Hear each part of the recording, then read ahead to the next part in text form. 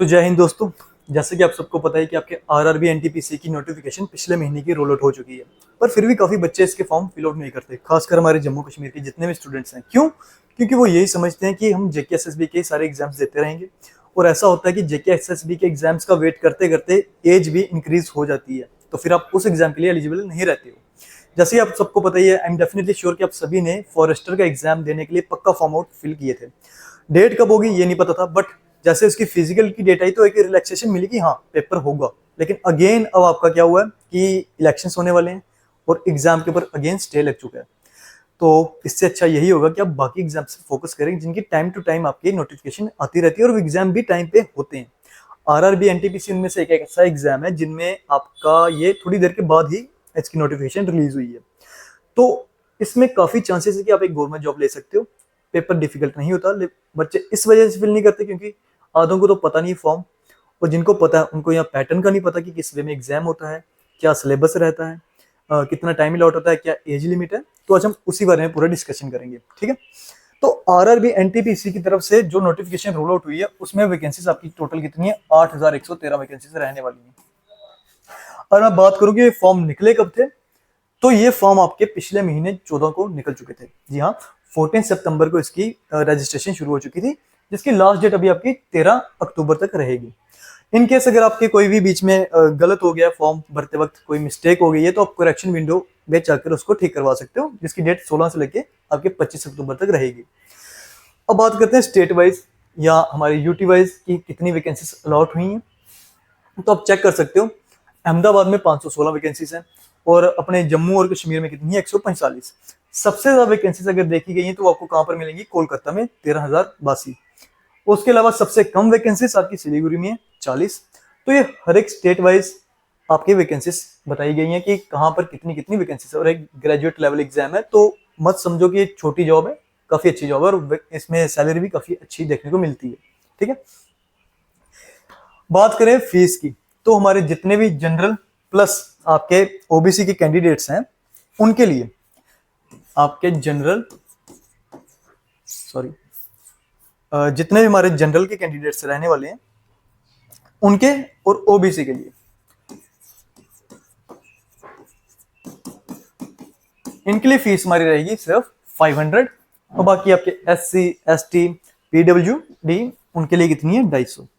हाँ, RRB NTPC में ये चीज जरूर होती है कि जैसे आपका सीबीटी 1 पेपर 1 खत्म हो जाएगा तो आपके अकाउंट में 500 रुपए नहीं 400 रुपए वापिस आ जाएगा, ठीक है। ये आरआरबी एनटीपीसी की तरफ से होता है कि वो सीबीटी मोड फर्स्ट खत्म करने के बाद आपकी फीस आधी वापिस दे देती है। तो 500 रुपया स्टार्टिंग में आपकी फीस जरूर लगेगी, लेकिन जैसे आप फर्स्ट सीबीटी को खत्म कर दोगे तो उसके बाद आपके अकाउंट में 400 रुपया वापिस आ जाएगा।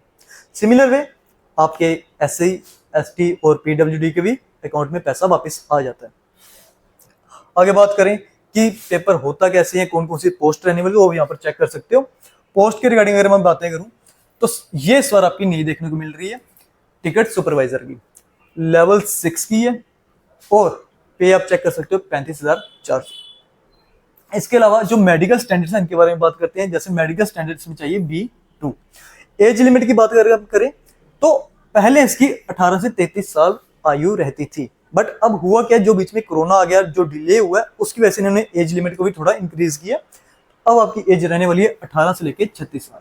तो हाँ, 18 से लेके जो भी 36 साल तक के कैंडिडेट्स हैं वो इन फॉर्म्स को फिल आउट कर सकते हैं। उसके अलावा टोटल वैकेंसीज 1736 स्पेशल इसी पोस्ट के, तो काफी बच्चा इसी के लिए अप्लाई करेगा।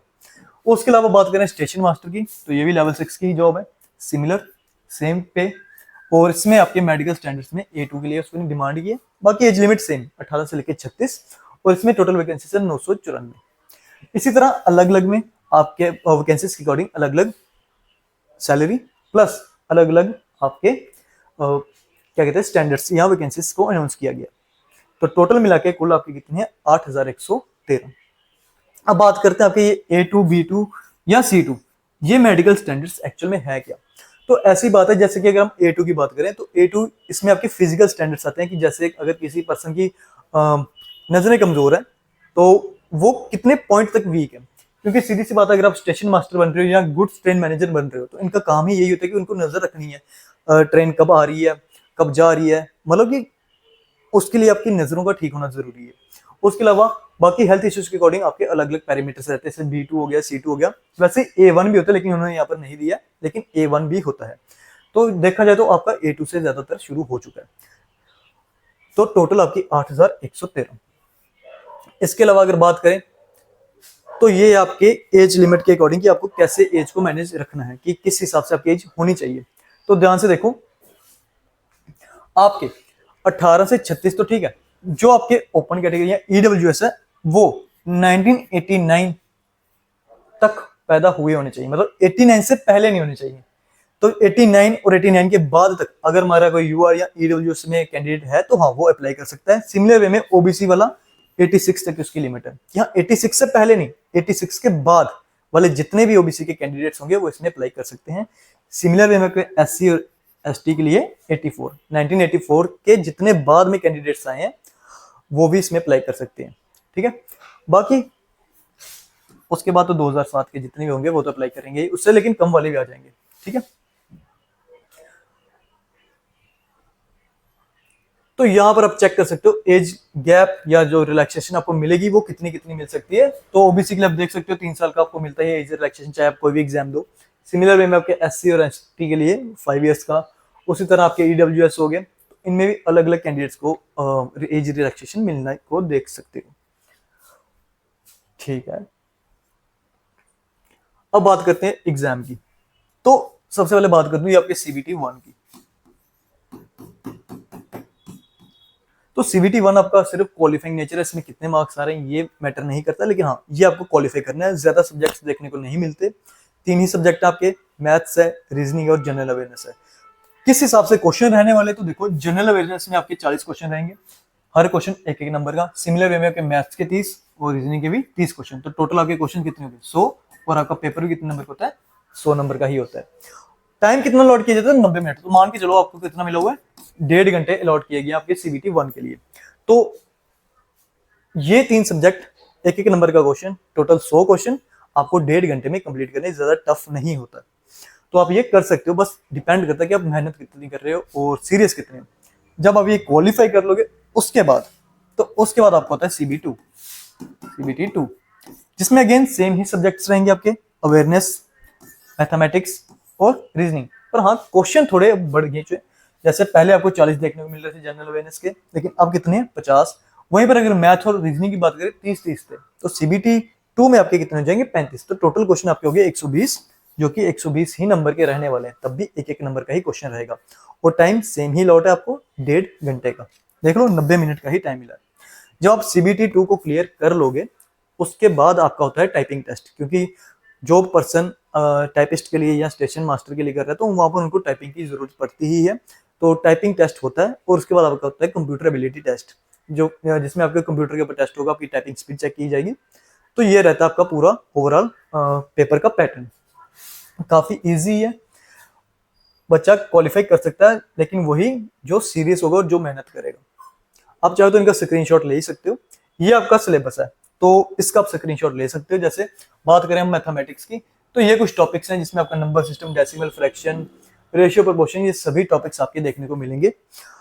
उसके अलावा आपके रीजनिंग में आपके एनालॉजिस, नंबर सीरीज, ठीक है, alphabetical series, coding, decoding, analytical reasoning, syllogism, इस तरह के डिसीजन मेकिंग, पजल्स, ये सब टॉपिक्स देखने को मिलते हैं। जो तो एसएससी की अभी सीजीएल के एग्जाम्स खत्म हुए, जिन्होंने तो उसकी तैयारी की थी तो वो ऐसा समझ सकते हैं कि ये भी वो पेपर दे सकते हैं, इसकी भी तैयारी उनकी हो चुकी है। सिमिलर ही टॉपिक्स रहते हैं, कुछ चेंज नहीं होता, एक दो टॉपिक कम या ज्यादा हो जाता है, बट सिलेबस सेम रहता है। जनरल अवेयरनेस, आपके कल्चरल इवेंट्स, आपके मॉन्यूमेंट्स, 10th तक आपने जितना पढ़ा है साइंस, बायोलॉजी, उसके ही बेसिक क्वेश्चंस आपको देखने को मिलते हैं। तो ये आपका ओवरऑल सिलेबस है, जो आपकी सीबीटी 1 और सीबीटी 2 दोनों में ही सिलेबस सेम ही रहने वाला है, चेंज कुछ नहीं होगा। एक्स्ट्रा आपको पढ़ना पड़ेगा अगर, तो हाँ रेलवे की थोड़ी बहुत टर्म्स पढ़ लेना, क्योंकि वो आपके जनरल अवेयरनेस में पूछ सकता है कि आप रेलवे के लिए अप्लाई कर रहे हो, तो हो सकता है वो उसमें कुछ क्वेश्चंस पूछ ले। बट बाकी के ओवरऑल अगर सिलेबस की बात की जाए तो वो ये सिलेबस रह सकता है। वीडियो को चाहो तो पॉज करके इसका स्क्रीनशॉट ले लो, वरना हम ये पूरी की पूरी पीडीएफ अपने टेलीग्राम चैनल पर भी अपलोड कर रहे हैं। बच्चा करता क्या, जब नोटिफिकेशन आती है तो नोटिफिकेशन 80 पेज की इसकी नोटिफिकेशन है, तो नहीं पढ़ते कि बच्चे, और कुछ होते हैं मेन मेन हेडलाइन पढ़ते हैं। तो उन हेडलाइंस में अलग अलग साइट्स में कुछ ही टॉपिक्स को बारे में बताया जाता है। तो ये आपका पूरा ओवरऑल टॉपिक्स है। तो हमारा इंस्टीट्यूट करियर फोकस आपके आरआरबी एनटीपीसी के भी कोर्सेज जल्दी ही शुरू करने जा रहे हैं। और डेली तो आपकी एसएससी एमटीएस के लाइव सुबह 9 बजे क्लासेस हो रही हैं, तो आप वो भी चेक कर ही सकते हो। उसके अलावा कोई टेंशन लेने की नीड नहीं है, आपको हर एक तैयारी कराई जाएगी। और जिन्होंने अभी भी कुछ नहीं पढ़ा है तो अभी से भी तैयारी शुरू कर लो, टाइम बहुत ज्यादा अभी भी। तो अगले साल के लिए पूरा अपना गोल सेट कर लो कि हमें अगले साल तो पक्का गवर्नमेंट जॉब चाहिए ही चाहिए। ठीक है, तो तैयारी शुरू करो और होप्स हो कि जितना मैंने सिलेबस या डिटेल्स आपको शेयर किए हैं ये सब आपको समझ आया होगा। Thank you.